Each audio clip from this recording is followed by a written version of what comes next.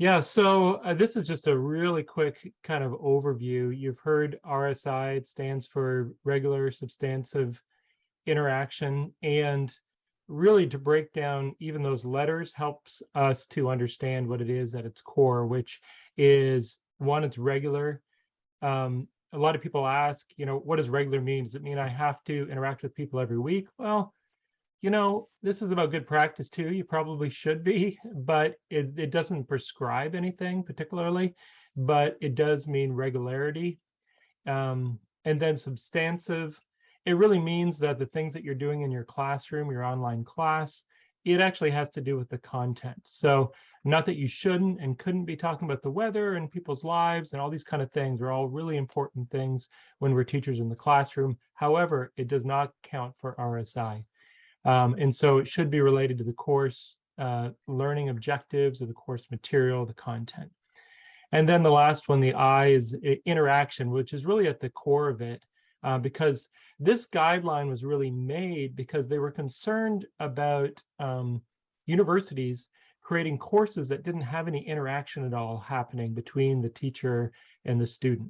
Courses that really were what were kind of old school correspondence courses, but just put online. And the federal government didn't want to fund those anymore, and wanted to really fund courses that had real interaction between student and teacher. So the I is really the key part of this. And it means that students and instructors need to interact either synchronously or asynchronously. So it doesn't all have to happen live like this. It can happen in an asynchronous, or like from a chat and emails and those kind of things as well. Generally, it's all about good practice, really.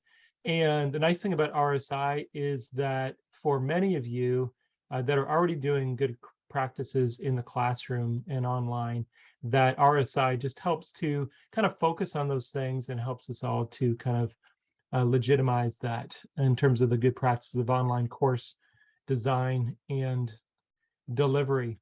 One of the keys, and you'll find this at our website as well as this is right from the regulations pretty much, which is RSI really needs to have at least two of the following, okay? So there's like 5 points here.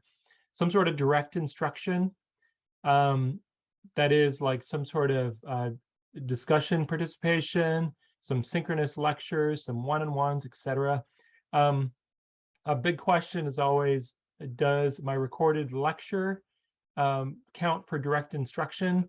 What we can see, it doesn't say specifically in the regulations, but what we can see, it actually doesn't on its own, but it can be part of a course that is RSI.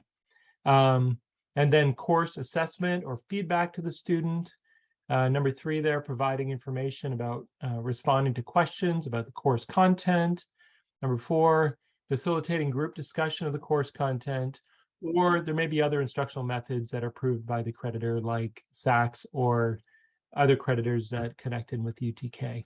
So RSI, regular, substantive, interaction, at least 2 of these following things should be represented in an online course to satisfy that. We have a fantastic PDF that was created by some people in OLAP. You can download it at this link right there.